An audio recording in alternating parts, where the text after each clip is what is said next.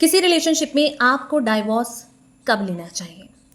First point और most important point, जब आपकी सेफ्टी खतरे में हो। दैट मीन्स कि ये कोई जेंडर स्पेसिफिक नहीं है, मेल और फीमेल कोई भी ये महसूस कर सकता है। जब आपको ऐसा लगे कि सामने वाले पार्टनर के साथ रहकर आप सेफ नहीं है, आपकी जान पर बात आ रही है, आपको ये लगता है और महसूस हो रहा है कि ये इंसान कभी भी आपको हार्म कर सकता है, और अगर आपको कर भी रहा है, फिजिकली आपको हरेस्ट किया जा रहा हो, अब्यूज़ किया जा रहा हो, आपको धमकियाँ मिल रही हों, तो ये वो कंडीशन है कि आप अपने आप को चूज़ करें, आप अपनी सेफ्टी को चूज़ करें। तो आप इसके लिए लीगल एक्शन भी ले सकते हैं। पॉइंट है जो कि मोस्ट इंपॉर्टेंट है, इमोशनल हरेसमेंट।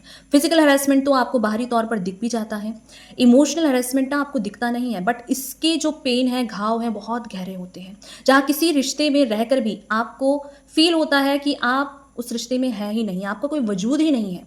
ना तो आपके इमोशनल हेल्थ की, ना तो आपकी बेसिक नीड की, ना तो आपके किसी भी चीज़ को वैल्यू दिया जाता है, बल्कि आपको हर दिन नेग्लेक्ट ही फील होता है। तो रिश्ते में रहकर भी जब आपको बार बार ऐसी चीज़ों से गो थ्रू होना पड़ता है कि आप उस रिश्ते में है ही क्यों, तो आपको अपने लिए डिसीजन लेने चाहिए।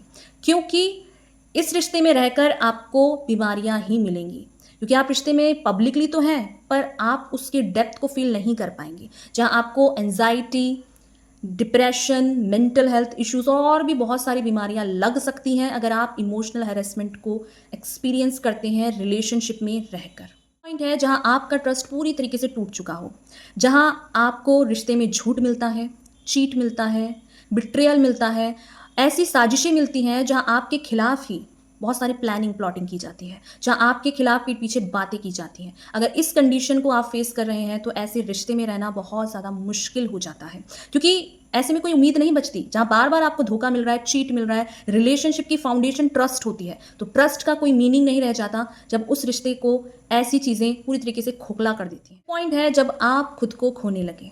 यस, जब आप किसी रिश्ते में रहकर अपने आप को खोने लगते हैं, दैट मीन्स कि आपकी क्या चॉइसेस हैं, आप क्या पसंद है आपको, ये सारी चीज़ें जब आप भूलने लगे, अपना करियर, अपना मेंटल हेल्थ, अपना पीस, अपनी सेफ्टी, सब कुछ अगर आप भूलने लगे ना, तो ऐसे रिश्ते में रहने का कोई मतलब नहीं बनता है। क्योंकि जब तक आप उस रिश्ते में खुद को महसूस ही नहीं कर पा रहे हैं, तो वो रिश्ता रिश्ता नहीं है। वो रिश्ता फिर आपको पूरी तरीके से तोड़ रहा है, ना कि आपको ग्रोथ दे रहा है। में हर दिन आप फेयर देखते हैं, फ्रस्ट्रेशन देखते हैं, स्ट्रेस फील करते हैं ना, तो आपको एक बार खुद से पूछना चाहिए कि ये रिश्ता मुझे ग्रोथ दे रहा है या ये रिश्ता मुझे ख़त्म कर रहा है।